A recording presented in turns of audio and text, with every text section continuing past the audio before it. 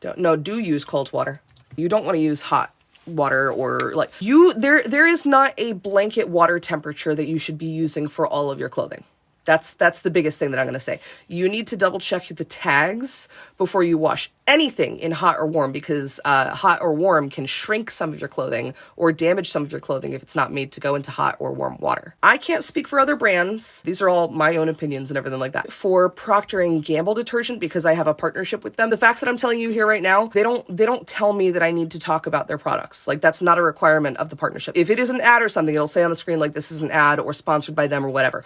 Anything else is just my own opinions. But I've been to P&G. I've been to their actual facilities and stuff. They've shown me how their products work. They've shown me like the way that they test stuff and stuff like that. Their detergents are specifically designed to work in cold temperatures. They have this huge initiative to try to not only reduce their carbon footprint, but just like reduce the carbon footprint of their customers as well. So they want to design all of their detergents so that they will work in cold water, so you can use cold water. So basically they have this huge initiative where they're trying to educate people about cold water usage. And in doing that, they made sure that their products work in cold water. Because if they're going to say, hey, using cold water saves you a whole bunch of energy and it helps the environment, you can't say that and say use cold water if your product doesn't work in cold water.